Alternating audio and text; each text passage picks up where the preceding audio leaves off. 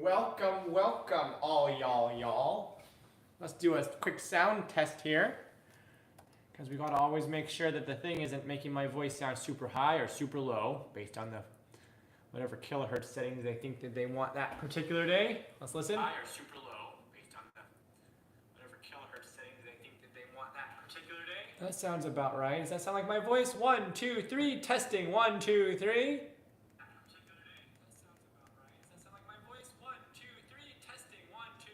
Sounds good. All right. How are y'all doing? Today is Thursday, but it feels like Friday. I actually moved it up. I was going to do it on Friday this week. We don't do one every week, a PPC, but we were going to do one on Friday, but I decided to do it on Thursday because a lot of you know I live in the Northwest, in the suburbs of Seattle, and around that area. It's all like one giant city, basically, but it is gonna snow. Hang on, I still have to have my coffee. It's too early. It's too early. Oh, it's gonna snow, and I grew up here. Well, I mean, in Centralia, and let's see. We didn't really. You don't get snow here in Western Washington, and then I lived in the East Coast for like 10 years, like 5 in Boston. There's lots of snow in Boston, and then another 5 in New York, and there's less snow, but still like a lot more snow than here or there. And they can like handle snow out there. Like when it snows, the world doesn't go like crazy. But in Western Washington, if it so much as a snowflake drops and just touches the ground and then just melts, the whole, like, everything comes to a screeching halt. I mean, it's hilarious. Well, it's not hilarious. It's kind of sad. But the thing is that we don't get snow, and so, like, there's not very many snow plows, and there's not very many, so everything kind of goes crazy. And, like, a couple years ago, there was, like, a lot of snow for, like, a week, and then another week, like, a week later. So it was, like, 2 weeks of snow separated by maybe a few days to a week. And that was, like, prepping for social isolation back then, I suppose, I guess you could say, because like everyone was like, no one went to work for a few weeks, or very few people. People were like just at home all the time, and everyone would be like playing in the snow until it got old, which gets old pretty fast. But anyway, that is the story of Washington State and Western Washington. So Eastern Washington gets a lot of snow. We don't. But anyway, so it's supposed to snow a little bit here today, starting anytime. We might start seeing some snow. I don't think it's snowing yet, but it might start snowing a little bit now through this afternoon, and it's like maybe an inch or two, maybe. It depends where you are. The further south, it looks like it's hit the South Sound more, so like where my parents live. The further north, the less. But we live on a big hill, so we're like, I don't know, 500 and some feet up in the air. And we're just floating around. And so it's a little bit colder here. So usually it's like a degree or so colder, a degree or two colder here than like down the hill. So so it might get a little bit more. And then tomorrow night, Friday night through Saturday is supposed to be like a lot of snow that could hit like all of Western Washington, and that's like up to 6 inches. I've heard up to 8. Anyway, that's a big deal here. I know like a lot of you people up in like Canada and up over in like Boston, and they're like, oh, 6 inches of snow. That's it. But the thing is, it's nothing if you're used to it, and like there's like systems in place to like get rid of the snow and stuff. But here, we don't really put money too much into that, I guess, because it like so rarely snows. Like every year we might get a few inches, and a lot of times it just melts instantly, or it'll melt in a few hours or something like that, right? We actually got a little bit of snow like in October, really weirdly. I think it was October. And it stuck like a little bit, and then it melted. That's just kind of how we get snow usually. But anyway, how are you all doing? Hope you're all doing good. Be sure to chat it up, just in the live chat, while I'm playing, if you have questions, if you whatever. And if you're watching this as a video later, because these live streams become videos, just be sure to, you can leave comments, and I'll see most of them, and I'll try to respond to most of the comments I see. I can't always, but I try. So, cool. So today, I don't really have anything in particular to practice. I've been working more and more on that Schumann Concerto. We kind of worked on that a little bit. And that's kind of like the new piece. And then along with that, a little bit of Clair de Lune, Debussy, a little bit of rock Prelude, C minor, and Liszt, Liebestraum, whatever that thing's called. Which are good, like, short pieces. You can put them into programs, but you can also use them as like encores or whatever. So I don't know how much of that stuff I'm going to practice today, but what I'll do is I'll put timestamps. I'll kind of keep an eye on the clock, and we've done this in the past where I'll why is it like so low? Sorry about that, folks. I'm still waking up here. Oh, come on, up. There we go. Maybe that's good. We'll try, if you want different camera positions, we can experiment around and try that stuff too. I'll put timestamps in it as we go, so I don't have to go back and kind of figure out where each thing started. So if people want to come watch later, they can just click on a timestamp and then see exactly to that part we're practicing. And again, this is practicing, it's not performing, so there's going to be a lot of stopping, a lot of wrong notes, a lot of all kinds of stuff that don't sound good. And that's called practicing. And I think that camera is still a little funky. Maybe a little bit higher, eh? Or a little back? What do you guys think? Let me know in the comments. In the live chat, I mean. We'll do it sideways for now. So I got the microphone on top of the top of the piano, there. So let me know also in the mic, how the mic levels are, because I want you to be able to hear what I'm saying, because I know a lot of people in the past when I didn't do it that way, it's kind of a catch-22 where it's like, it's not the best audio quality if you have it there, but for practice you don't need the best audio quality. But you also want to be able to hear my voice. So if sticking it there and aiming it kind of toward me seems to work, but hopefully it doesn't max out too much when I'm actually playing. My fingers are not warmed up.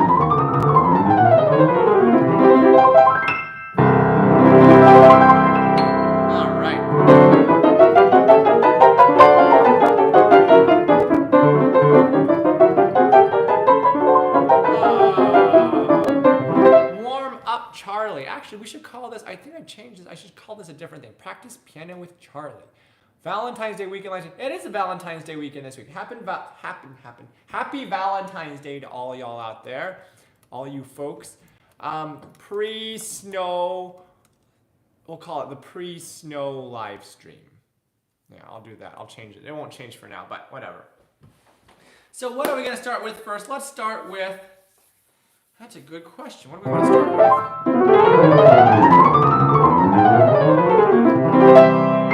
All right.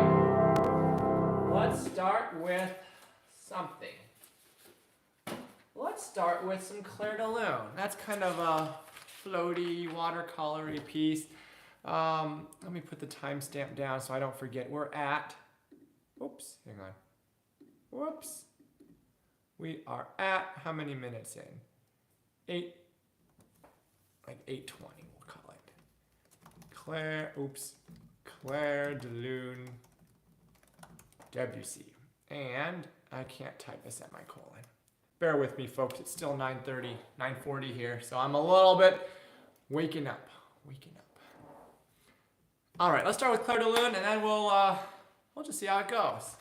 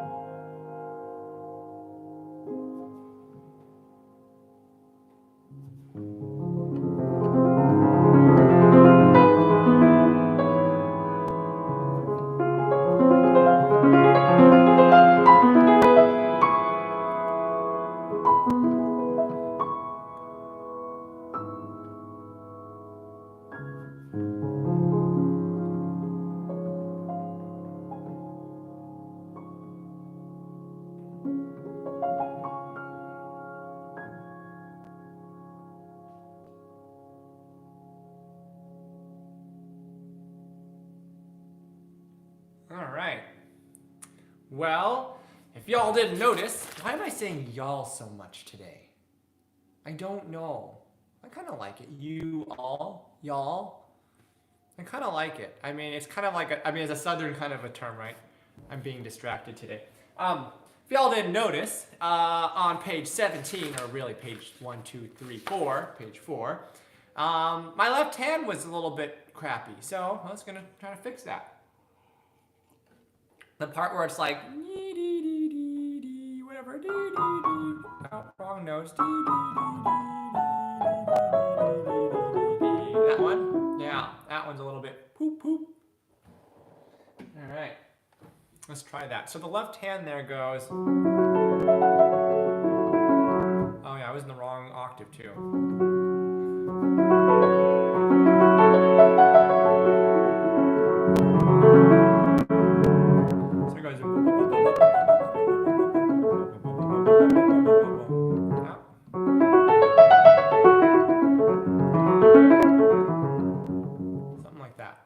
Something like that. So we gotta fix that. So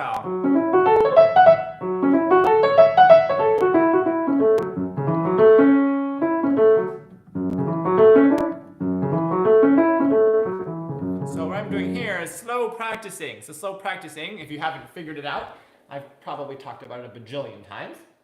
But slow practicing is basically when you slowly break apart a piece in different ways and attack it other than just playing it through. And that way, you can basically get better at it. So you can do things like odd rhythms, like short, long, or long, short.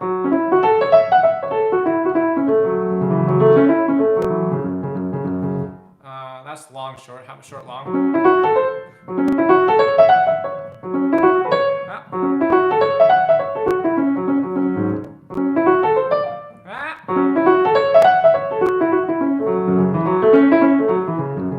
There we go. Or staccato. That wasn't very staccato. Basically, try to get your brain to work it in different ways, and it can help it make it a little better. You can also do both hands separately, all kinds of stuff. Hard, play hard.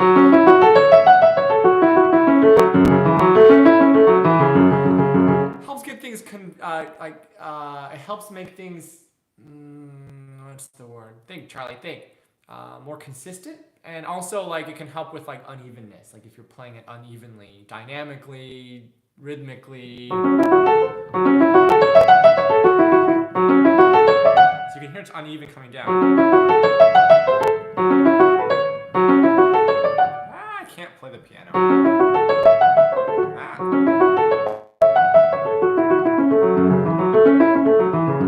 So when I'm coming down, you can hear it speed up.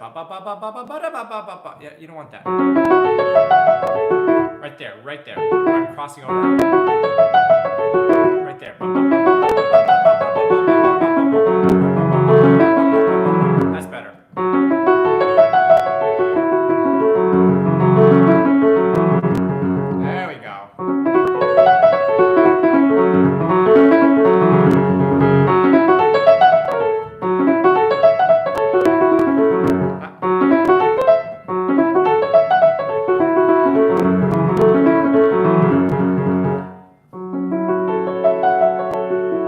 It's still coming down a little bit. It's a little like, can you hear it? It goes ba ba ba ba ba ba ba ba ba ba ba ba ba, like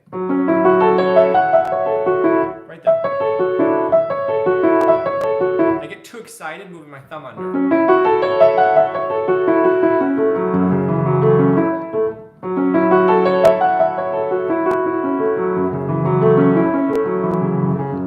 Much better. Much better. Patience. Is it Mr. Miyagi? Tell me in the comments or the chat. Is it Mr. Miyagi, like patience, grasshopper? Is that Mr. Miyagi? Mr. Miyagi's wax on and wax off, but did he also say patience, grasshopper? I don't know. Coffee. So hello all to you, all new people coming in and out. And I know more and more people are coming in. So welcome to PPC, practice piano with Charlie. Hope you're all doing good. I'm gonna repeat myself lots of times because sometimes people come in and they leave and they come and they go and we have new people. I can't see who's here, but I can see how many people are here. It's gonna snow in the Seattle area, so I'm excited. That's why we moved it up a day. Yeah.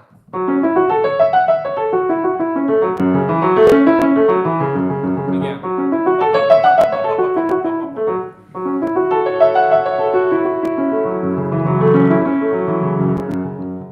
That can work.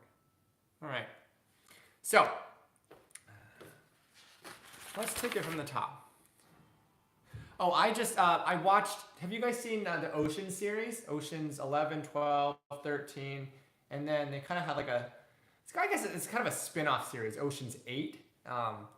I've watched I think I've seen all of them before. Oceans 11 through 13 multiple times. But anyways, it's on Netflix. I just binge watched 11, 12, and 13 again.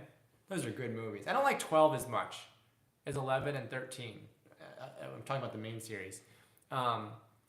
Yeah, but this song is prominent in most of those. They have like you know what I'm talking about. They play Clair de Lune a lot. Sometimes it's different instruments and stuff, but they play Clair de Lune a lot in those movies. It's really cool.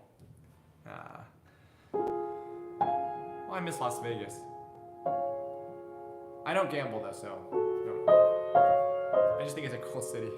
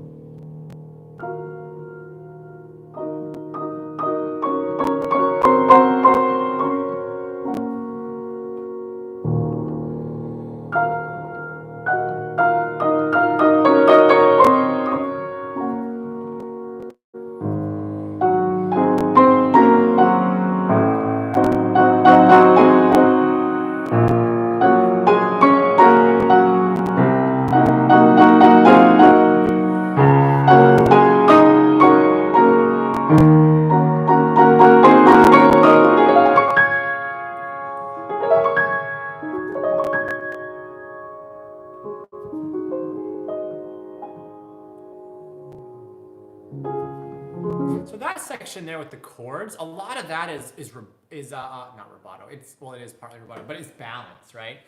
If you're just hacking away, it's balance and like direction, because chords are very kind of vertical things, or they can be.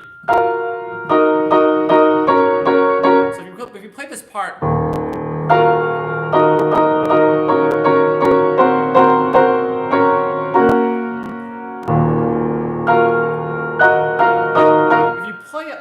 It just sounds bad. So how do you not play it like that? Balance and timing, kind of motion, direction, I think is really important. And of course, dynamics and stuff too. So balance, what I mean by balance is like when you're playing chords, when you're playing anything in piano, you have to really focus on balance. Even when you're playing, I mean, whether you're playing by yourself or playing with a small group like chamber music or playing with an orchestra, you have to think about balance. So like all the time you have to think about balance. But even when you're playing by yourself, like unlike most instruments which play like most of the time one note at a time, you've got like a ton of things. You're playing the bass and the middle and the melody and the harmonies and the counter melodies. You're playing everything, right? One of the reasons I argue that the piano is the best instrument in the world. Okay, but that's a discussion. Hey, that would be a good idea for a talking time. That'd be controversial amongst musicians. But anyway, pianos can do like everything. You can imitate an entire orchestra. You can imitate anything on the piano pretty much, or almost anything. So you have to balance it. So just like a mixer balances, like if you're playing in a band or whatever, and you have mics, everyone's mic'd up. You have the guitarist, and you have the drummer, and you have the singers, and the others, the backup singers, and the guitar. You have all these things on different mics, and you can like up and down the levels. That's similar. You have to up and down the levels. You can't just have everything exactly the same. It just sounds like crap. So you gotta tweak it. Bring some up, bring some down. So let's say we're playing this part. Let's start with bringing out the melody, the top. That is a little better. Now let's double the bottom as well. That's also the melody. Okay, sounding better. Maybe we don't need so much of the middles. Okay, now let's shape it. Let's give it ba ba ba ba ba ba ba ba ba ba ba. It's a phrase.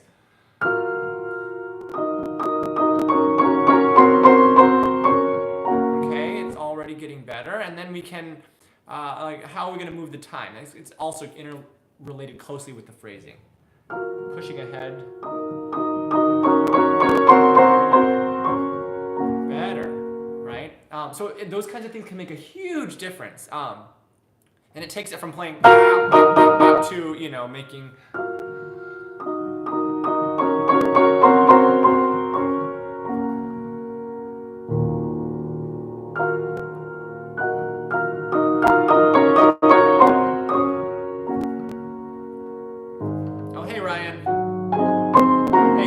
Too.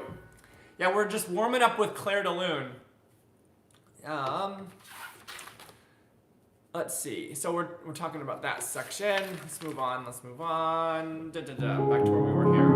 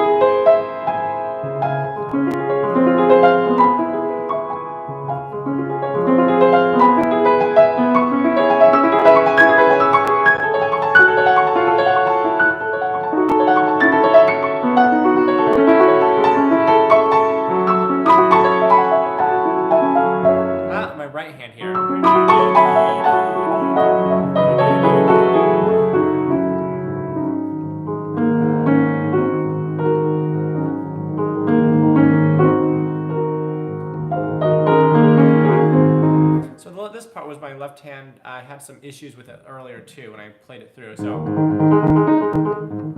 we got it. So you want to grow and come down.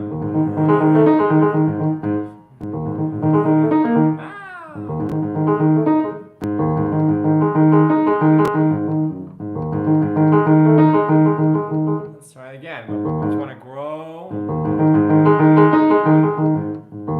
Coming down to the issue. Good.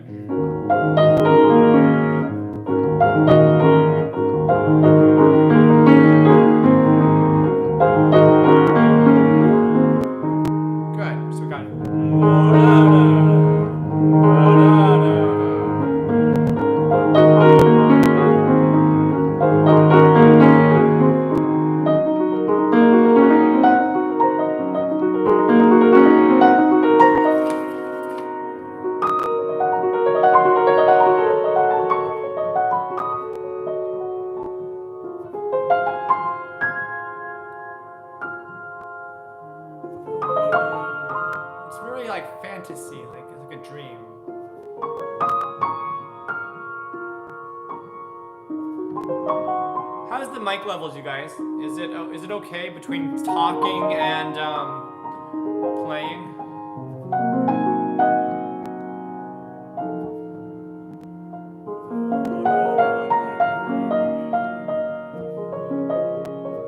It's like some of the world's longest phrases ever. You gotta fall down the entire way.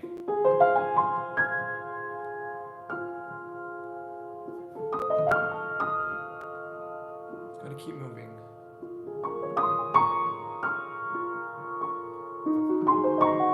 Oh, good to know. Thanks, Ryan.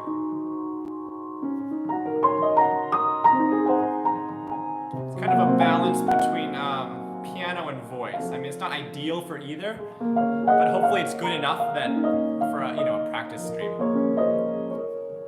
It definitely sounds better if I stick the piano in the piano, or stick the piano in the piano.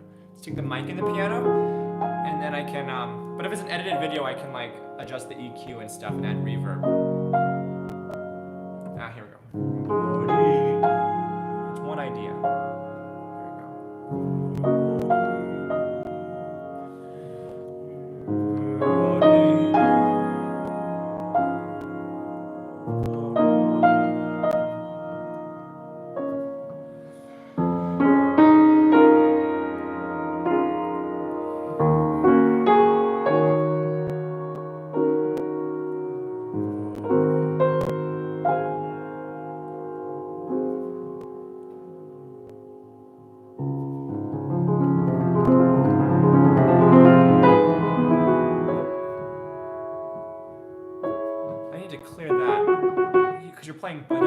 It doesn't sound so great. Clear the F sharp or G flat or whatever it is. I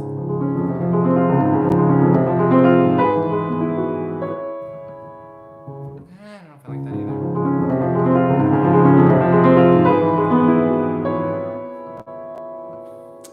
Clearing it can sound abrupt. Can I do it in the middle? That's better.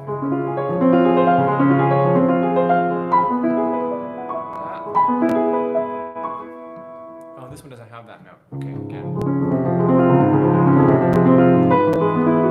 Ah.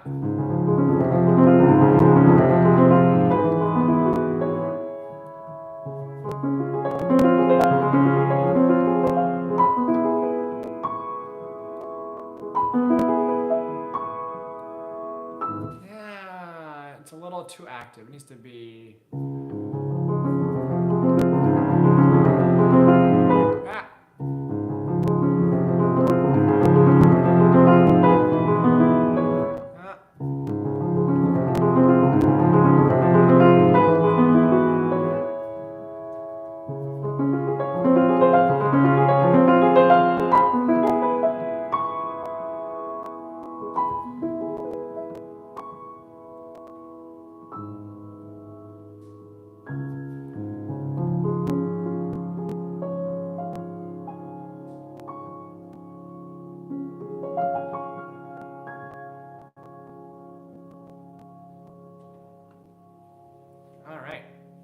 That's good. It's a cool piece. Yeah, so it's in Oceans 11 and 12 and 13. Those are good movies, by the way. If you haven't seen them, highly recommend it. They're kind of they're basically like con man movies, kind of. Not really, kind of. It's a bunch of guys who are like stealing, like robbing a casino. The first and third one is. Yeah, the second one they're robbing something else. But it's like an intricate kind of setup type thing. It's cool. If you haven't seen it, highly recommend it. All right, so let's see what else is new. We didn't do a live stream last week. Last week I was on Korean national news, SBS 8 p.m. news on Saturday, prime time. So someone saw my my BTS in the style of Chopin vid, and they were doing a piece on classical musicians doing like BTS covers and stuff. And so like they interviewed me and I was on the news. That was cool. I think it's on, I uploaded it to my channel somewhere. Let me see if I have let me see if I can post it and then you guys can check it out sometime if you haven't seen it. It's fun. I have the whole piece is like 2 minutes long, but I was in it for like 22 seconds. I had the longest part. I mean, it's not about me. It's about like BTS and my music with it or something. Where did it go? No, it's not alive. It's not alive. It's non-live. Boop, boop. Where'd it go? Schindler's List. No, that's not it. Oh, here. Boom. Where's the link? Boom. Here's the link. Boom. There we go. That's the link for anyone who wants to see it at some point. All right. So, let's move on.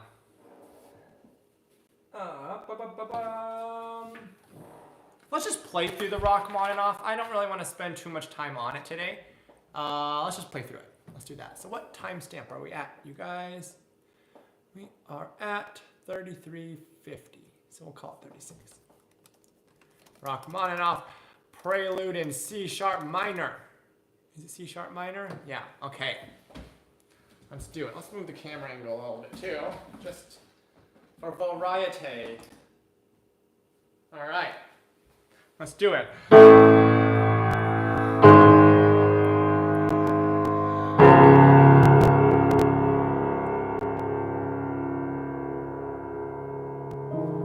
Oh, that's interesting.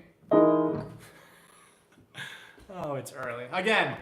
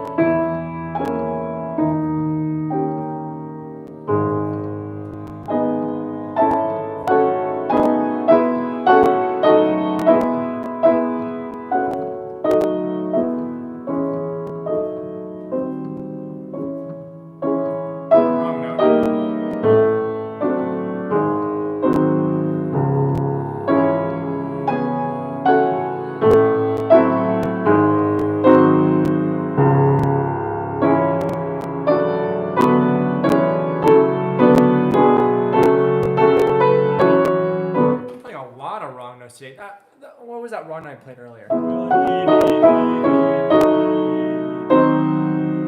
right, last time. Here we go. It's also a little wimpy, even though it's quiet. I need more depth, more gusto.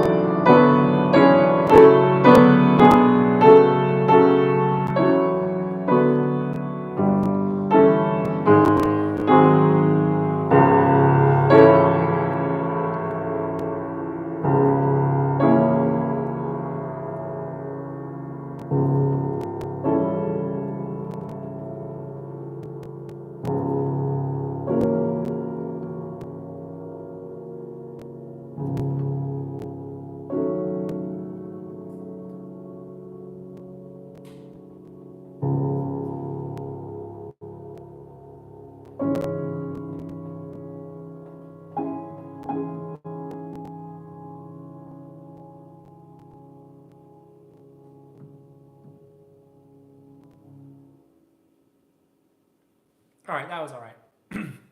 Still had a few wrong notes. It's okay. It's a beautiful piece. It's a very passionate piece.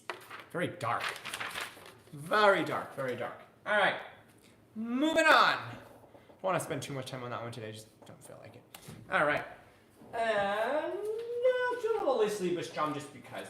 Just to keep it in the fingers. Just to keep it in the fingers today. All righty. Boop, boop, boop, boop, boop, boop.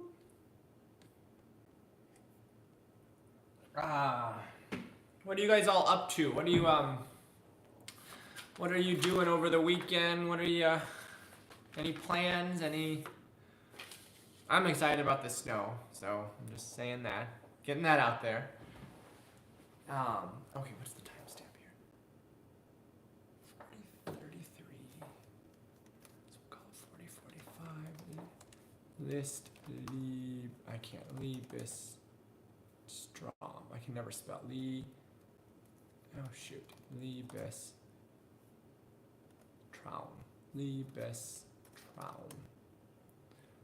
Number 3.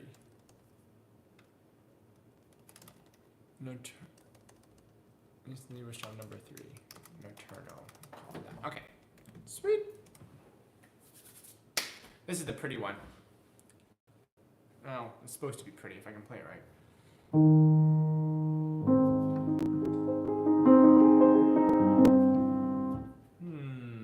Let's make that a little bit more natural.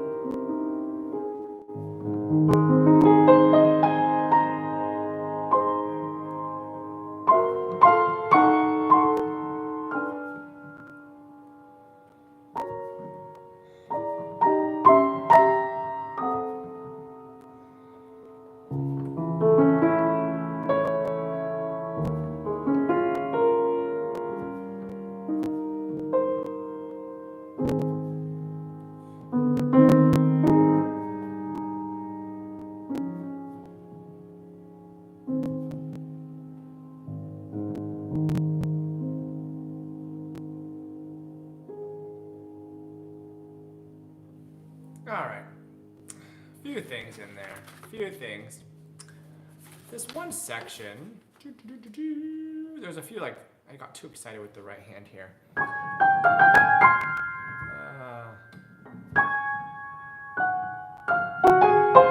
am I playing? Let's check this section.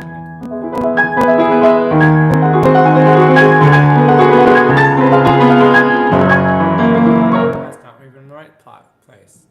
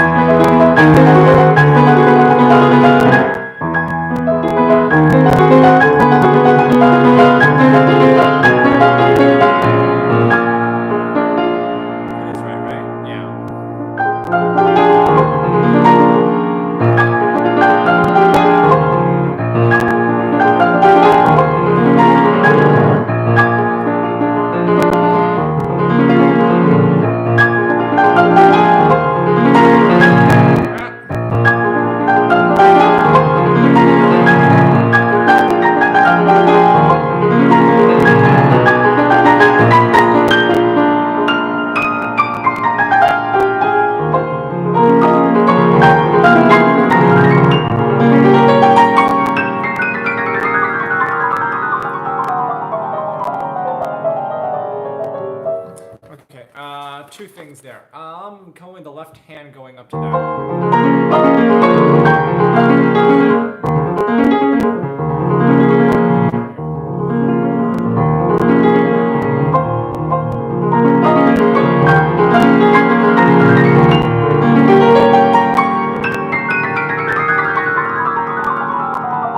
and this coming down. It's almost like the etude in thirds. The left hand gets tricky. Luckily, you can slow down.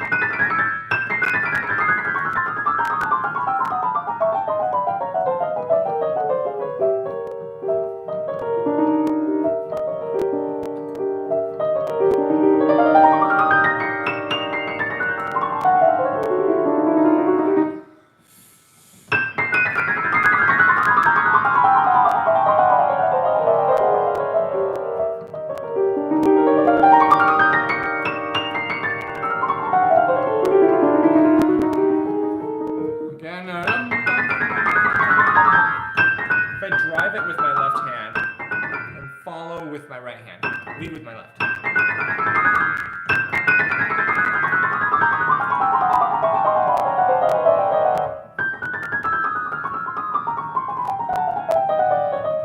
And if I group it in groups of 3, it can help too.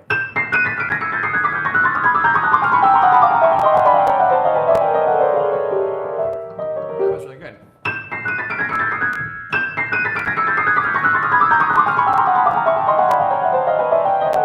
Last 3.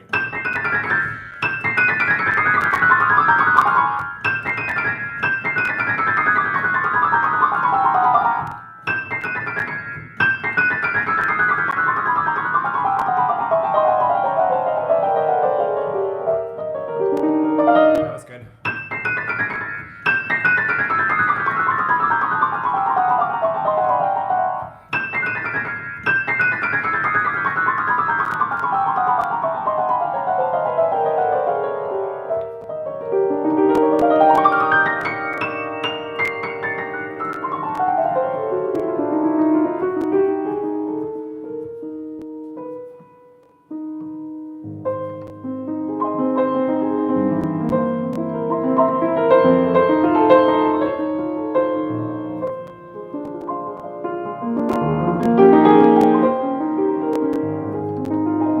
Good. That's better. All right. Let's do some Schumann. So I've been spending some time doing Schumann. It's still super rough. I'm still learning the notes. The third movement, I can just barely read the notes. Second, I can just barely read the notes. First one, I'm kind of starting to get some of the notes. Schumann Concerto is really beautiful. So it should be good. Well, I mean, not good to play. I thought it will be good to play, but I'm not going to play it very well. I'm looking for my phone, and it's the one that's streaming. Oh my goodness, Charlie.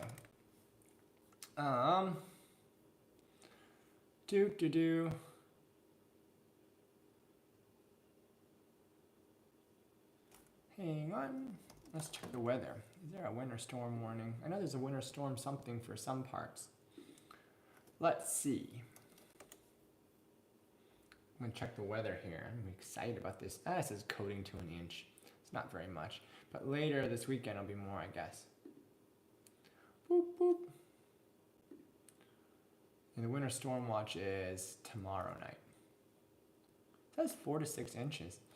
So that's a lot for here. All right.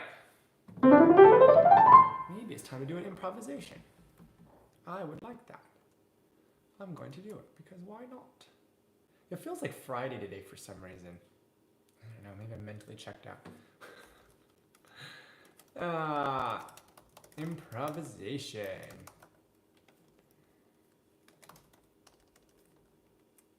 All right, let's do one. Let's do one. What kind of an angle would you guys like for this improvisation? I guess I can set my computer there. And let's do an improvisation. Put this on the floor. Yeah.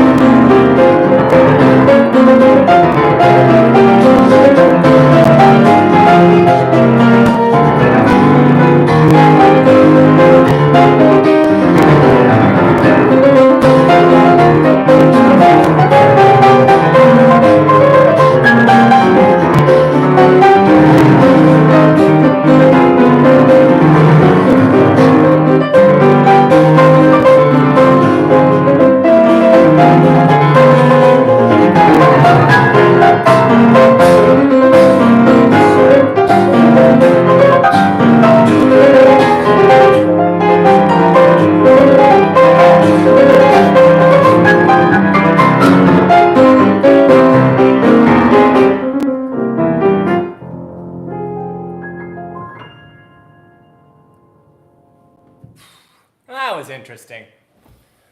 Hey, Jay. Improv? Yeah, that was an improv. Made something up that started ba-da-bum. I kind of had that as a theme throughout. Different. All right. Now we're going to do some Schumann. Oh, thank you. Thank you. Let's see. So we've worked on a bunch of stuff already.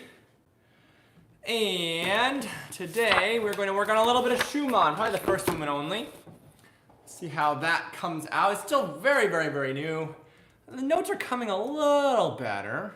I'm just kind of doing it. 1:03:30. I've realized that like the timestamps, I was like calculating like the fancy timestamps and stuff. Schumann concerto piano concerto. Movement 1. You don't have to do that. They don't actually make you do like the converting into like 97 minutes or whatever like that. In fact, it doesn't work that way. I thought it had to. I was wrong. All right. Yeah, that was interesting. It was like, how did I end that? It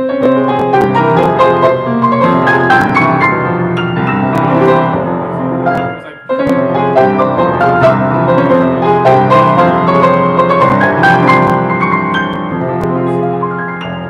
Okay, let's get going. Left-hand accompaniment improv. Oh, future video idea. Left-hand accompaniment. I can't read today. Maybe a future video idea. Left-hand accompaniment improv ideas other than playing the notes in the chord triad. Oh, so like instead of just doing like this when you're improvising. Yeah, it's a good idea. I should write that one down. That might be a good way to. I think you could have a whole ton of videos on that because that's like there's a ton of stuff you can do for that. Where's my little? I have like a little note. And learn to play piano. Okay, so left hand improvisation ideas. Like left hand, yeah, accompaniment, improvisation ideas. Something like that. Yeah. Super, that's a good idea. Thanks, Jay. Let's see. Okay, so this is the new piece I'm working on, or one of the new pieces I'm working on. So hello to everyone. I know people come and go, so I don't really know who's in there unless people, if people, the only way I can see who's actually there is when people actually chat. I can see how many, but I can't see who. So I see a few people who are chatting. So if you want me to talk to you, live chat. If not, then watching is super. So updates. Still no snow. It's supposed to be just like an inch of snow today, and then maybe tomorrow night could get a lot. But an inch even in Washington, Western Washington, is usually not so. I mean, it's just like people can't handle that stuff here. There's no like snow plows, or very few. All right, let's do a little bit of this real slow. Still learning the notes.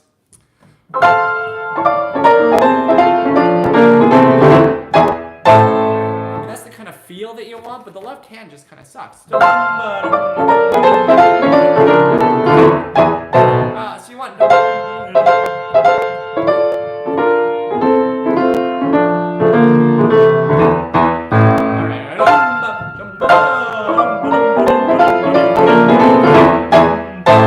a grand entrance.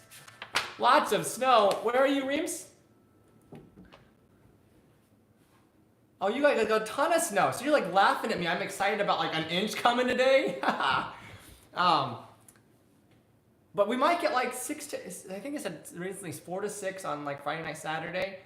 And I've seen in the past, like it always changes here. No one can like actually predict anything here, like in terms of snow. Cause like there's so many like hills and the water and it's like, there's like microclimates, I guess. So like really like you can go a little bit and then the weather is like very different.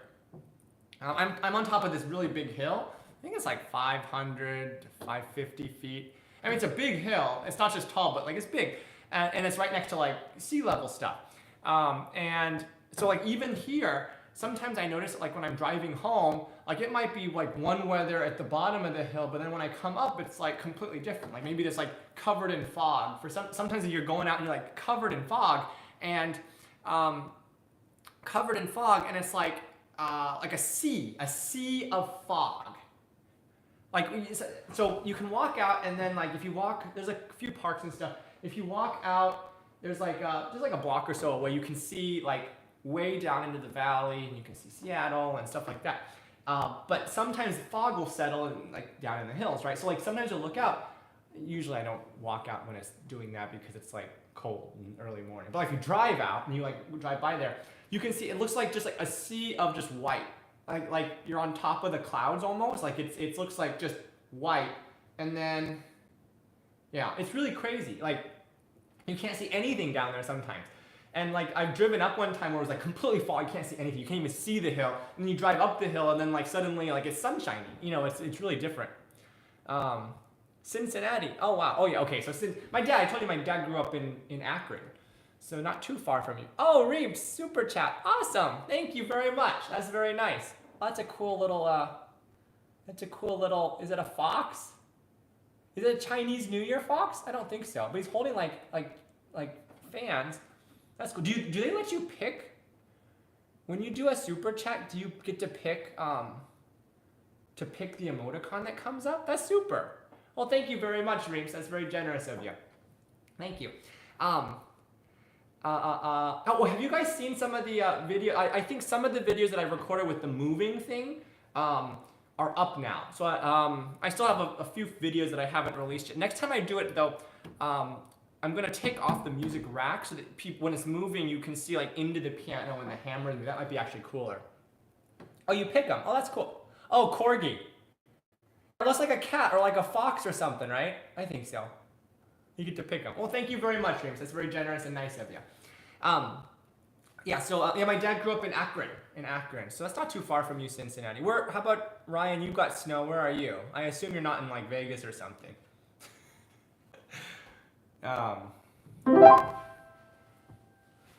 Okay, so.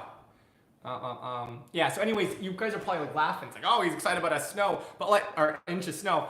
I mean, that's not too bad here, but like here people can't drive in the snow. Like if there's a little snow, like people don't know how to drive in it here. So it's like it's like raining in LA maybe. I don't know. You know, like people just don't know how to drive in it. And so when it snows, there's oftentimes a lot of wrecks, unfortunately. And there's not enough snow plows too, so like the roads oftentimes don't get the treatment they usually need. 71 in LA, woo! That's nice. I mean, it's nice here too. Up until now, actually, this almost looks blue. I went jogging, a little 4.5 mile run, not quite 4.25 mile run the other day. Shorts, t-shirt, you know. Oh, Naples, Florida is beautiful. I gave a concert there. I gave a concert in Naples a few years ago with the BBC Concert Orchestra. We stayed at this nice hotel, and I'm trying to remember, it was a Westin or a Hilton. They just put us up somewhere. It was really nice. And Naples is beautiful. And I went to the, they have that cool, I remember it was close to when the Apple Watch first came out. This was like back in 2015, I think. And it was, they have like this cool outdoor shopping outlet. I think it's an outlet. It's either an outlet mall or just a mall. But they had an Apple store in it. And it's really cool. They have fountains and stuff. I remember checking out the Apple Watch there. I think it was like the first time I saw it. I think that was in Naples. Yeah. Naples is beautiful. At least this time of the year. It's probably too hot in the summer. Yeah. 71 in LA. Yeah, no, I was jogging around here too. Sunny blue sky. And people think it's all rain in Seattle. It's not. There's definitely a rainy season, but it's not nearly as rainy as people think. Actually, there's more rain, I think, in like New York per year than Seattle, but there's more overcast days here. So, hope when you come to Seattle and play with our symphony. I'd love to play with the Cincinnati Symphony. I know the conductor of the Cincinnati Pops. I played with him a couple times in Hilton Head because he's also the conductor down there. I think he's the Cincinnati Pops too. Be cool to play up there sometime with the Cincinnati Symphony or the Pops. I'd love to go. Okay, let's get back to whatever this thing is. All right, that's cool. Can I click on that thing too? Oh, I can click on it and it kind of I can. Oh, it doesn't really do anything now if I click on it. Oh, okay. All right, cool. It's only tolerable during winter. Luckily, I can jump between Illinois and Florida on a whim. Okay, okay. So you're kind of like almost like a snowbird, right? Isn't that what they call those people who like go to Florida in the winter and then go to up north where it's colder in the summertime when it's nicer? Chicago's a beautiful city. I've only been there a few times. My two best friends, or two of my best friends from college, they used to both live in Chicago. One was doing residency there, and one was in the MD PhD program at U Chicago. And they both loved it. They moved. They had to move. They actually both ended up moving coincidentally to New York, but they loved Chicago. And one was from LA, so it's like an LA perspective. He really liked it too. It's a beautiful city. Only tolerable in winter. Okay, yeah, jump between Illinois and Florida on a whim. And Florida gets pretty hot. I go to Sarasota sometimes for performances, and I played in a lot of the Florida cities, from West Palm Beach to Miami to a lot of them were actually during that BBC concert tour. We started in Florida and we kind of made our way up the East Coast. Okay, I'll stop rambling. Sorry.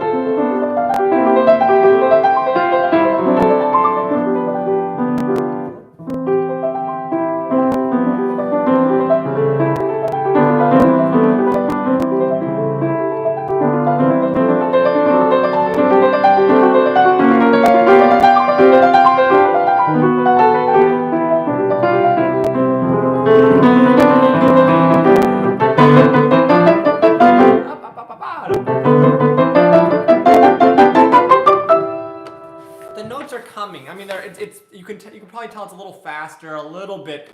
I know the notes a little bit better than like a few weeks ago, but it's still obviously.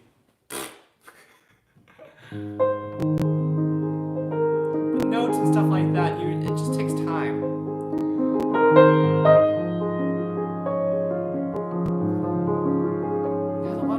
It has so many beautiful themes in this piece. This is where a clarinet is playing. I won't sing because otherwise you'll leave.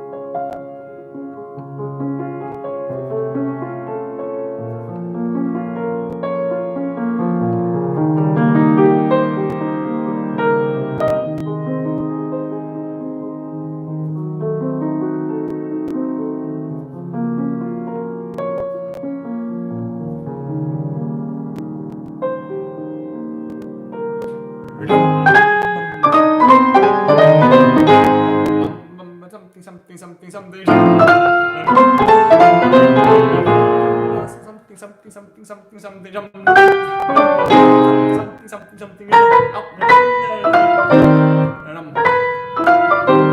Like the pauses are like where the orchestra is playing.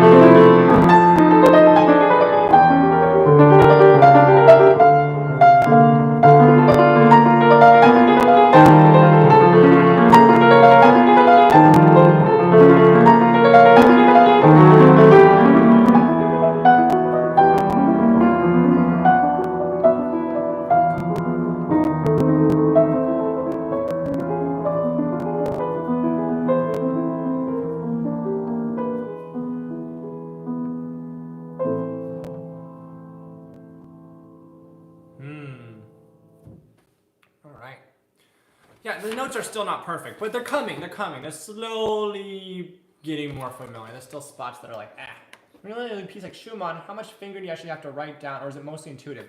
That's a good question, Jay. For me, mostly intuitive. I get the blue ones. I get the blue one. I recommend the blue ones. So these are just Henley edition.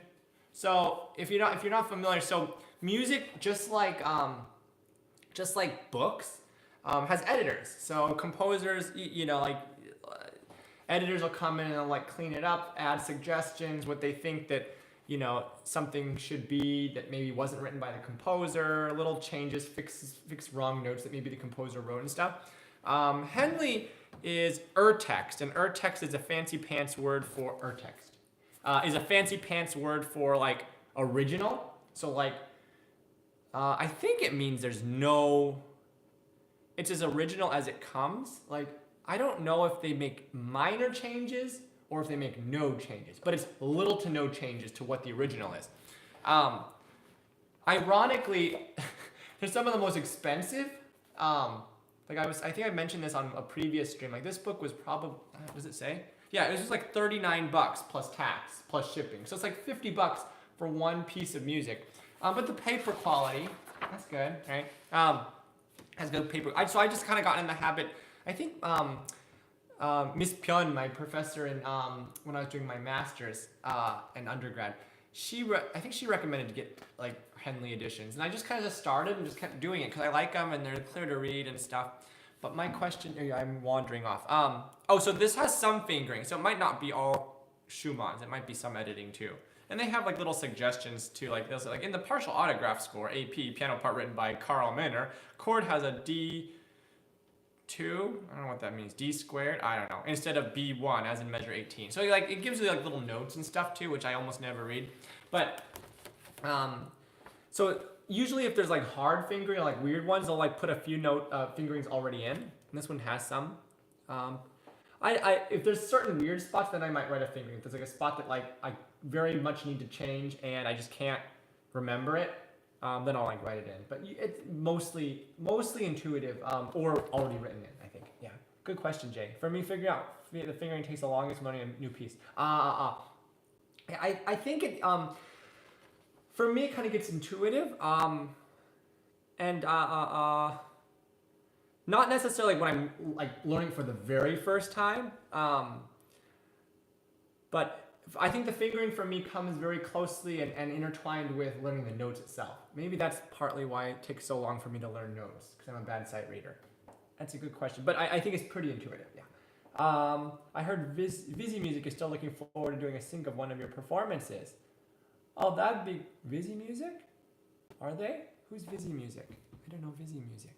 Wait, do I know Visi Music? Let me look it up. Hang on. Visi Music! Oh, not Visi Uzik. I missed the M. Oh, Visi Music.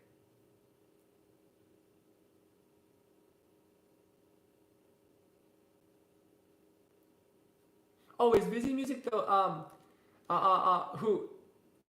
who offered to do like a thing of one of my music things? I think so. I think it might be them. Yeah, that'd be cool. The issue is that you can't really do it unless you use a digital piano. My digital piano is being a little weird. The contacts, it's starting to go. I have an old one. I think it was built in like 2005, and I got it used, and I've used it since 2012. So it's almost 10 years of my banging on it all the time. And like some of the contacts are funky. So like if you're playing it, I mean, the piano still works, and it works pretty good. Most people might not even notice, or a lot of people might not notice. But like some of the times, like a note will stick out more than it's supposed to, or cut off short. And it's like contacts. And I contacted one of the a couple of Roland dealers. I asked if they clean the contacts. I tried taking it apart a couple times, and it's just really, really involved. I was taking out the keys, and even then I couldn't access the contacts, and I'd taken out a bajillion screws. So I was like, I don't want to become didn't want to do that. So I called one place, they said they cleaned them. I called another place, and he seemed like a really honest guy. And both of them were Roland service center, like authorized service center places. And the other guy was like, yeah, 90% of the time, 99% of the time or something, cleaning them, he's found in Roland doesn't really fix the problem. You have to replace them all. And he's saying that now there's like a chip shortage or the sensor shortage. You have to buy the whole, it's a chip shortage. And because it's old, you have to buy the whole thing. And so it would cost like hundreds and hundreds of dollars just for the parts. And who knows if they would come very quickly at all, and then, having them fix it. And he was basically saying it's not worth it. It's just not worth it. So yeah, I'm really getting off the deep end here. But yeah, so my Roland piano, it works. It's fine it'd probably be a good piano for a lot of people, but it kind of annoys me. Like when you're trying to do, fancy, trying to be really detailed and have like a note stick out suddenly a lot, even when you're not playing it like that, it's really annoying to me. But anyways, you can MIDI that. You can, record with MIDI with that. And then it's easy to do the visual thing, or easier. But if it's piano keys, you have to literally type in and time every single note, which is really, that would be crazy, crazy time consuming for someone. Oh, I tried to find editions of the music that are annotated and have tons of fingering suggestions. I need all the help I can get. Oh yeah, there are tons of editions that have like a lot of suggestions and stuff. And some people are really picky about like the editions. I'm not. I just buy the blue ones because I like the way the paper feels. I like the way the notes look, like the font of the notes is just clear. And my teacher kind of started me on that, and so I just kind of keep going. So whenever there's a blue one as an option, I just buy that so that it's like kind of consistent. But I'm not like a stickler for editions. I mean, like if it works, it works. And some people really are. There's some people that are like, oh, this edition or this edition or this, you have to use this. I mean, like, no matter what edition you use, you're probably going to get 99% of the same kind of core part of the music, right? And editions with can be helpful with fingering suggestions. Sometimes it's annoying if there's a piece with no fingering at all and the fingering is hard, then you have to like kind of like figure it out what works and what doesn't. And fingering is different for everyone, right? Like it might work one way well for someone and not so well for another person. I'm usually the opinion of, maybe this should be a talking time thing on fingering.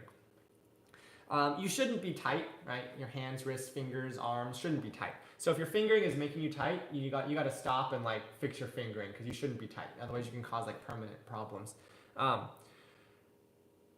So if it's causing you to be tight, fix it. That's one reason to fix fingering. And secondly, if it affects the music, right? So like if you're playing something and it just makes the music sound bad, like hiccups where it's not supposed to hiccup, then you should fix it too.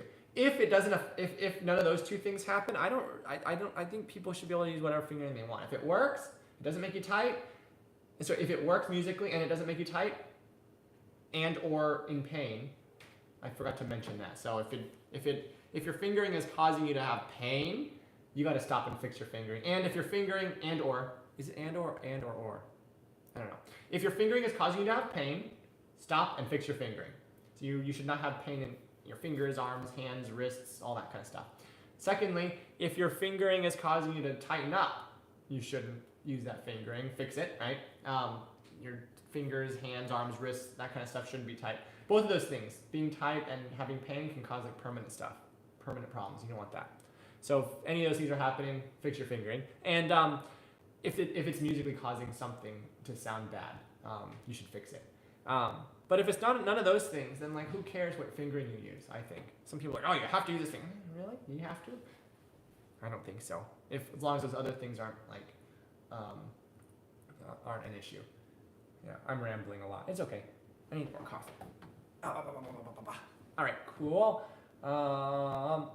Oh, Rims, I have a Yamaha Clavinova digital piano, but I don't use it much anymore. It's actually went all clacky and noisy and it bugs me. Yeah, I agree. If a piano is bad, whether it's a real piano or an electric piano or whatever, it just ruins the feel. And if you're playing on a crap piano, no matter how well you play, it's gonna still sound kind of crap to you. And yeah, I agree, Reams. That's why I'm so blessed by God to have this wonderful piano. In terms of the digital piano upstairs, it's to the point where I don't really want to play on it so much anymore. And not that I was playing on it a lot, but sometimes.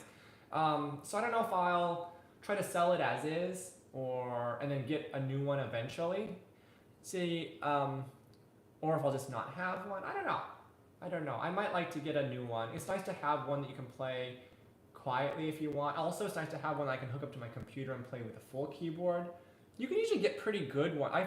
If I get another one, I might get a Yamaha, just because the guy was saying that Yamahas are easy to, like if you clean them, they respond better to being clean, the contacts and stuff, and working again. My impression from what he was saying was that basically Yamahas are more maintainable. Rolands are kind of like, and they're good. Rolands can be very good, but once they go, they kind of go. I am familiar with how syncing process works. It can be done with just an acoustic piano and the sheet music. Oh, really? I did not know that, Ryan. It can? Is it easy? Oh, I hadn't thought of that. If the acoustic, so if you have the sheet music and that's MIDI-fied, then it's easier to sync it up with the actual recording. Huh. How does that work? I hadn't thought about that way. So it wouldn't work for things like an improvisation. It's not written down. But supposedly it could be easy to do with acoustic piano and the sheet music, because it's already knowing what to expect, right? Huh, interesting. Okay, sorry, I'm rambling so much. Actually, let me get some more coffee. Hang on, folks.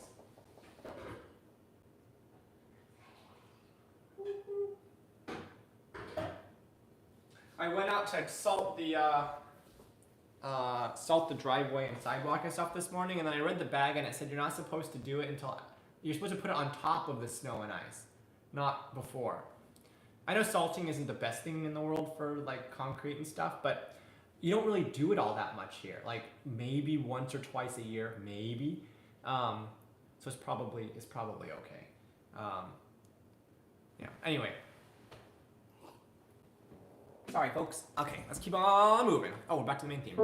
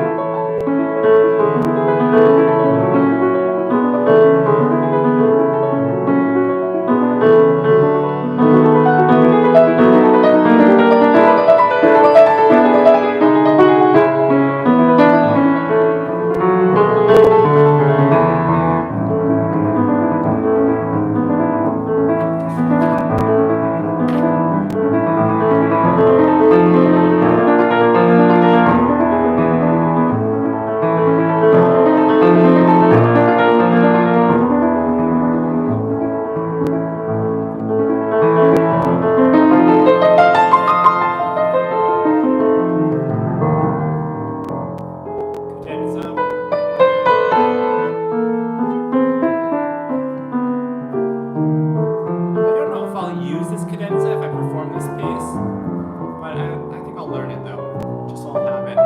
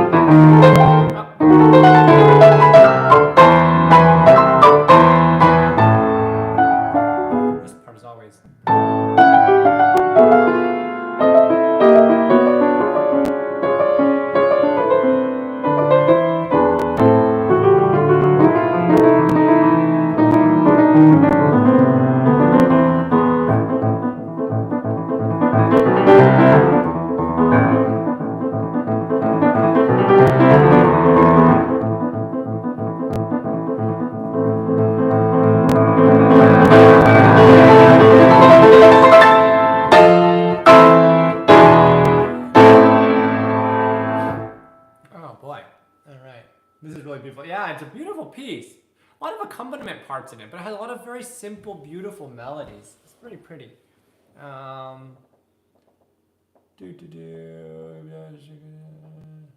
how important is piano action versus compatibility with other software for digital pianos? How important is piano action? You mean, Jay, do you mean on digital pianos? Like, how important is the piano action of a digital piano versus compatibility with other software for digital pianos?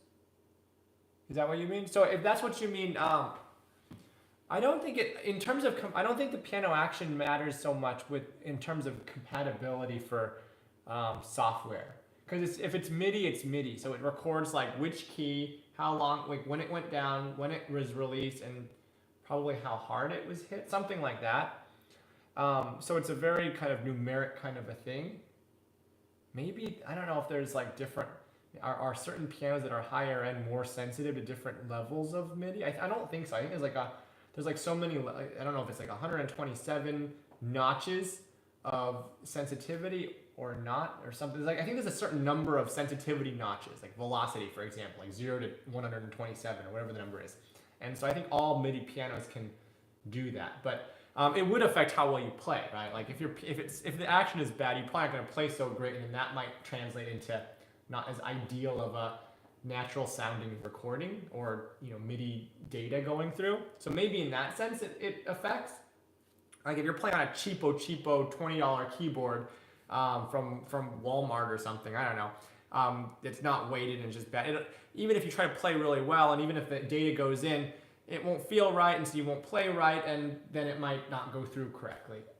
The recording that happens, the MIDI recording might be not so great. As if you have versus if you had like a really nice keyboard that feels just like a real piano, you can really play it like a real piano, and then it might go in more naturally, maybe. But in terms of like, I think MIDI keyboards can all like submit the same kind of data. It's just like how good it feels to you. So basically the thing that might affect it is how good the piano feels to you, because that'll affect how you play it, and that'll affect the data going in maybe. I don't know. One can use FL Studio, Prelude Studio or something to stretch the MIDI every few bars as a manual process, but it's worth it. Oh wow. I must go. My singer is expecting our song by tomorrow. I'm not even close to halfway done. Oh no, okay. Take care, Ryan. You take care. Thanks for hanging out. See you next time. When is a good time for these PPCs for you guys? I know I've done them sometimes on Friday mornings. For me, mornings generally are the best, Pacific time. But let me know what days and times are generally better for you all, and I can see what I can do. This is really beautiful. Yeah, it's a beautiful piece, Reams. Magnificent, John. Thank you, Reams. Great playing, Jay. Thank you. Like, is it the piano actually being similar to an acoustic piano more important? If your goal is just to have a piano to practice on, then but I mean, I think the goal of the electric piano is to be as realistic to a piano as possible, right? Like a digital piano.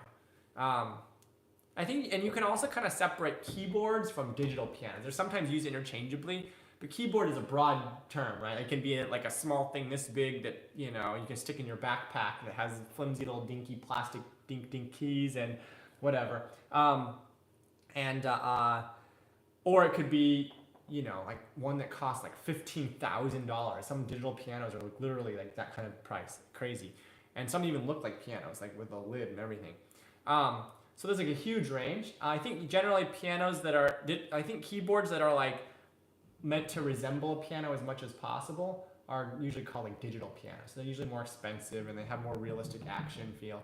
If you're just gonna practice on a digital piano, action is pretty good. It is pretty important.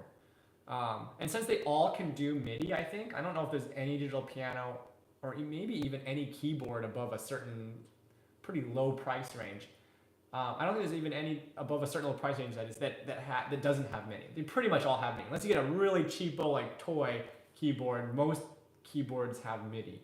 Like if you spend more than probably $100, it'll probably have MIDI or be able to hook up to your computer. So piano action is probably the most important thing when you're trying to buy a digital piano that you want to actually practice on. If it feels like flimsy cheap, then you aren't going to want to practice anyway. So I don't know. Is it more important than compatibility with software? But so yeah, so I guess that kind of makes that question not super relevant, because since like if you buy a keyboard that's good enough that has good enough piano action that you actually want to practice on it, it'll probably have MIDI. So, and the MIDI is because MIDI's in pretty much all keyboards and digital pianos above like, I don't know, $100 maybe. Probably, I'm just making up a number, but something like that. It's a pretty low. You can buy just like a flimsy keyboard, and some of those have MIDI too. Yeah. Okay. Let's do another improv. Actually, let me see here. Hang on just a sec. Let's do a little bit of the second movement. I've read through the third movement. The third movement's really, really rough. I won't do that today. I don't feel like it. But what time is it? 1:17. Oh, let me look at the timestamp. We're at 1:47. So I'll type in 1:47. What's the time? What's the seconds? I'll say 1:47:30, and we'll call it Schumann Piano Concerto Movement 2. Just because. All right, so let's do a little movement 2. This is even rougher, folks. Even rougher.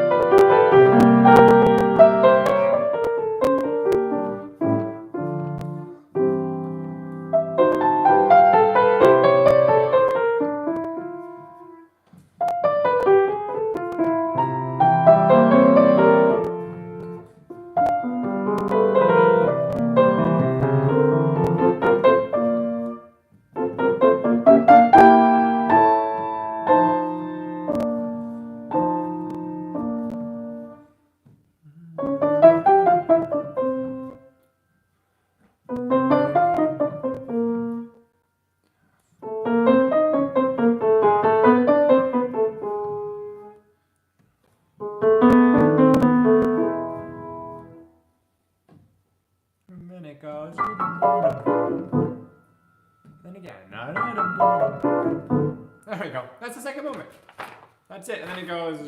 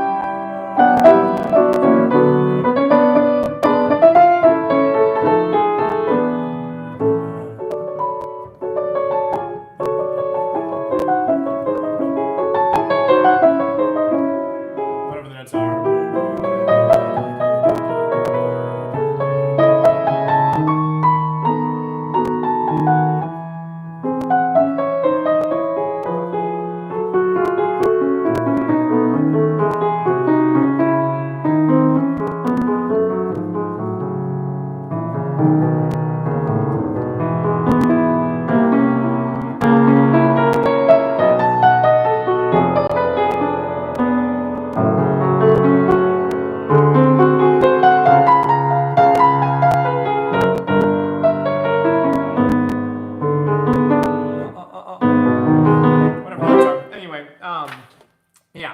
So the third movement is super rough. Second movement, I almost kind of play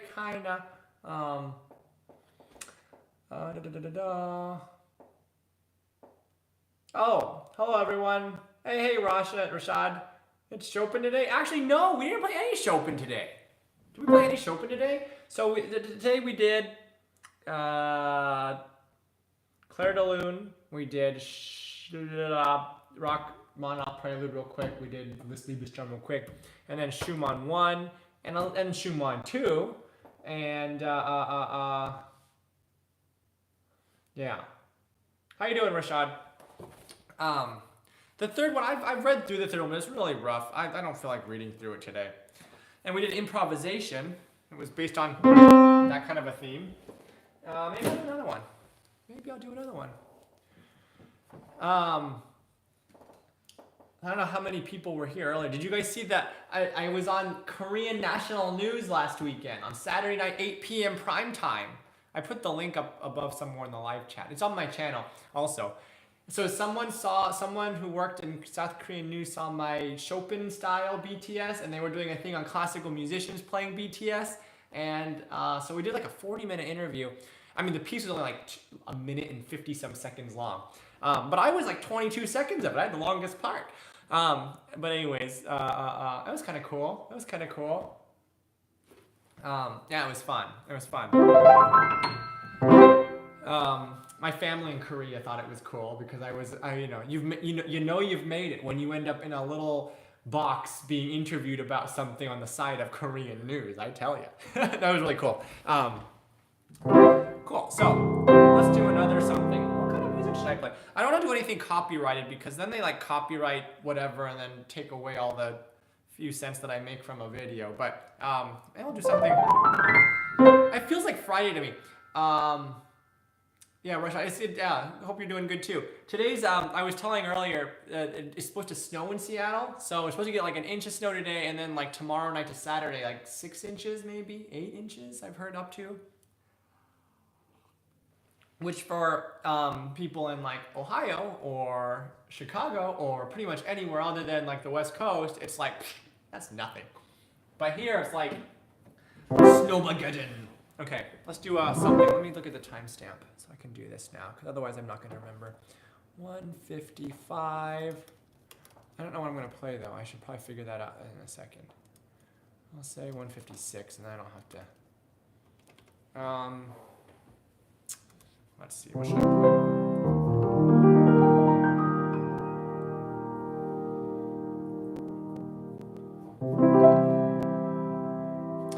Also, since the last time I saw you, since the last time we did a PPC, I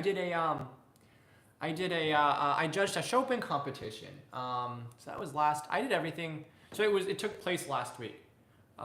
It was not in person. It was all remote. So it was me and 4 other judges, and it's the Chopin Northwest competition, or Northwest Chopin. I think it's called Chopin Northwest. I think it's part of the Chopin National Foundation thing.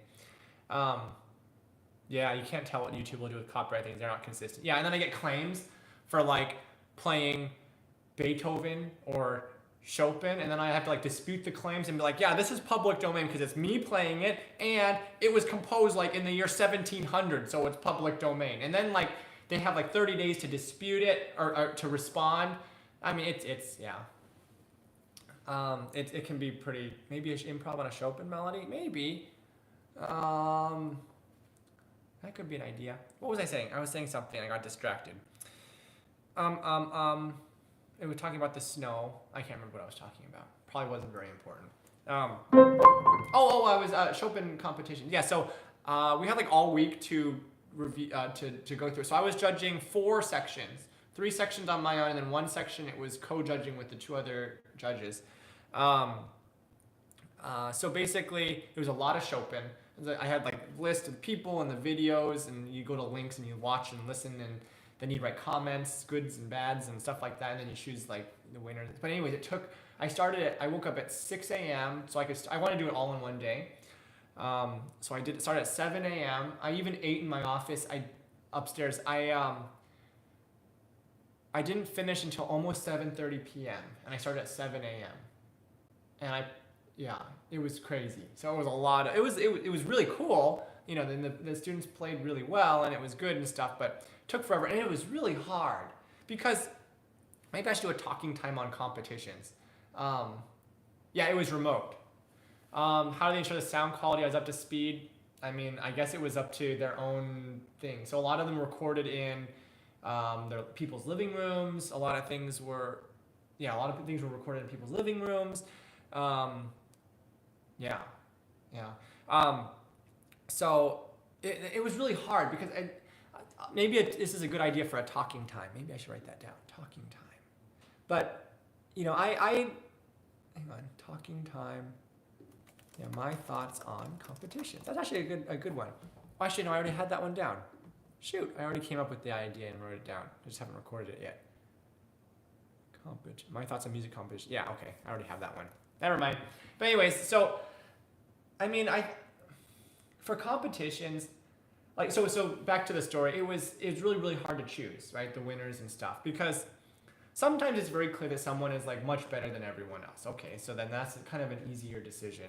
But then then you have like sometimes you're rewarding many like different like depending on the group I was judging, there was like there could be you could be like have like 1 or 2 or 3 golds and 1 or 2 or 3 silvers and bronzes and stuff like that. And so like sometimes when things were close, it's really hard because one person might get something, the other person might not, or they might get a notch down, or and also music isn't like sports where there's a very clear, most of the time in sports, I mean there's referees and stuff can make calls and things like that, but like most of the time it's pretty clear cut. Did you run faster? Did you swim faster? Did you get more points or goals or whatever, right? It's pretty clear. But in music, it's not. In art, it's not, right? You don't go to a museum and be like, oh, this Monet is so much better than that Renoir, and that's better than that Picasso, and you don't really do that. It's like, it's different. It's different. And they're good and bad and different in ways, and they say different things through their art and whatever. And the same is with music, which is a kind of art. Music is, that kind of falls into another thing. I believe music is, or music can kind of fall under the umbrella of art, right? But it's also a type of entertainment, music. Anyway, back to the story. So like, it's hard to pick because like maybe one person is really good with technique and maybe another person is not so good with technique, but they're better with musicality. And so so it's all gray area. And sometimes you just have to kind of like pick because there's no real, sometimes it's really hard, right? Like there is no real like, which one is better? Who is better? And sometimes there is, like sometimes it's clear who's better or not, and sometimes it's really a gray area. Well, do you want to? Is it the musicality that's more important? Is it the technique that's more important? Is it? And then there's an infinite number of subdivisions within that and stuff like that. So anyway, so I think competitions can be kind of funky, right? Just in general, the whole idea of like judging art is kind of like, what? Yeah, I think Bartok said competitions are for racehorses, and there's probably some truth there. On the other hand, it can be a good thing too, right? Like you can give people a platform for exposure. You can give people something to work toward. So it can give people opportunities. Like if you win a big competition, you can perform maybe more and give you kind of exposure that way and experience and stuff. I mean, there can be good things too, right? But it's kind of a funky thing just in general. The whole idea of like having a music or art competition is kind of weird. Anyway, remote. Yeah, okay. Chopin competition. Wow, great minds think alike. I couldn't judge a competition. I'd feel bad for the people who didn't play as well as some other person. I wouldn't want to have to say that. It's hard. So you try to be positive. Like you're supposed to give like comments and stuff. So you try to encourage. You want to be positive. So you say some good things. Maybe you say some things that they might think about improving. But again, it's just like one guy's opinion or one woman's opinion or one group of judges' opinion, right? But yeah, it's tough to judge. So it was like really tough. It's not an easy job. Anyway, let's do a something.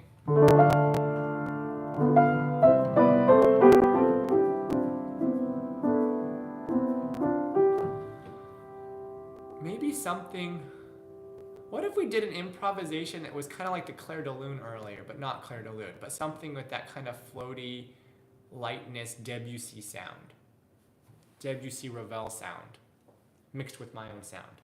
2:03. We're at 2:03 now. I have to change my timestamp from earlier because I started rambling. Okay. Improvisation in I'll say improvisation a la Debussy / Ravel. We'll do that. Boom. All right, let's do that. Let's do that. Let's do a kind of improvisation that's kind of like impressionistic sounding, because we played Clair de Lune. We practiced that first. Oh, like whenever you play. Thank you, Reams. All right, let's try that. I'm not a huge impressionistic person. Like, is that a thing? I'm not a huge fan of impressionistic music. It's not like that I don't like it. It's just that it's just not my favorite. It's also one of the hardest to play if you have a bad piano. Yeah, it's one of the hardest to play, I think, if you have a bad piano. Like if you have like a really bright piano that is uneven and stuff, and you have to play like something that's super delicate, and you know every note is like has to be, you know, have this color and stuff, and it's usually quieter. It can be really, really painful and challenging. If it's a loud piece and like contemporary loud stuff, you can get away even if it's not such a great piano because it's just loud and fast. Even romantic music, you can kind of get away with it easier, I think, than like impressionistic, where everything is so watercolory. Okay, improvisation a la Debussy / Ravel / I don't know, maybe me.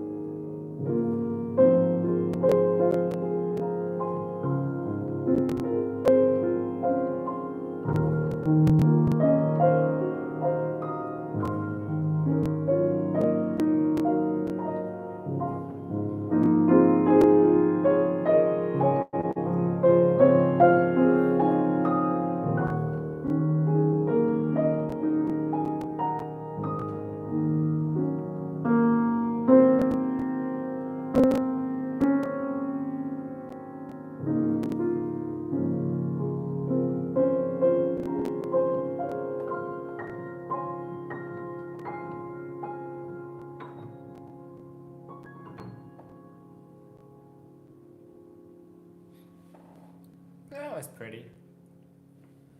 Kind of impressionist sounding, right? Oh, beautiful. Thank you. Love how you do this black key sounds so smooth and integrated and beautiful. Thank you. Yeah, well, I did, so when I did that the first time, I realized it was like in the wrong key, so then I had to change keys. But it was time for a key change anyway, so it ended up working out. Oh, thank you, Rashad. Anyway, still not snowing, but it's supposed to soon. But you can never trust those things. Last year I was relying on AccuWeather too much. It should be a video on its own. Yeah, maybe I should do some impressionistic sounding improv sometime. Let's write that down. Maybe I can listen to part of this and kind of do an improv, try to make it similar sometime.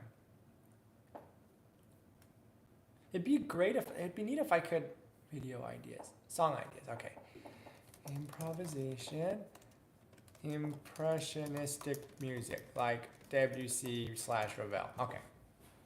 It'd be neat if there'd be a way to like easily have it transcribed. I have someone that I can hire to write down my record. I can't do it. It takes too long, and it's I'm not very good at it, at like writing down the notes and stuff. It would just take me forever.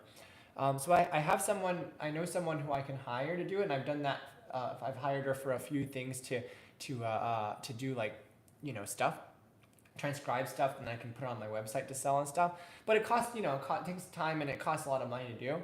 And most of the time, it doesn't come anywhere near making your money back on, you know, it might cost a few $100 to, I don't know, it might cost, you know, over $100 to have it transcribed, and you might sell one copy and make maybe $10. So it usually doesn't, you know, work out. But it'd be neat if there'd be an easy way to do it. MIDI doesn't work because you have to click, and it doesn't do it good. But luckily I can at least record stuff, because then someday someone can like transcribe it for me or something if need be. Anyway, I think I'm going to get something to eat because I have not eaten anything. Thank you. When is a good time? When is best for you guys to do these live streams? Are you kind of flexible? I know a lot of people are home, but some people work and stuff. Like usually I've been doing them often Friday mornings, Pacific time. Today I did Thursday. Mornings are generally best for me. That's like when I'm practicing in the morning. I don't like practicing at night or in the afternoon even, if possible. I'm a more of a morning person. An old man.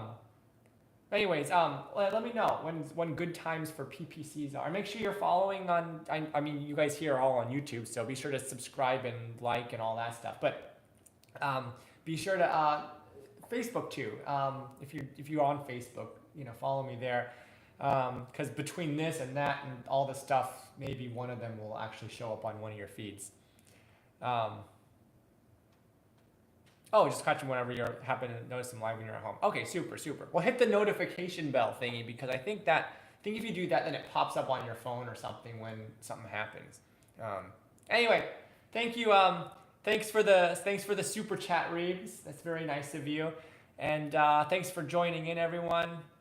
Best time for me. The time is best for me for my time zone. This time is best for me. 9:45 p.m. there. Okay, I see. Cool. Wait, where are you, Rashad? Are you? You might have told me in a previous one. Anyway, thanks again for joining and for all that stuff. I'm looking forward to hopefully the snow, if it snows. Oh yeah, thank you for coming, Reem. It's always good to see you, and Rashad and everything. Oh, Jordan. Okay, wow. Okay, you're far away. I could have figured with the time zone. See you guys later. All right. Hey, there's Stella. Hi, Stella.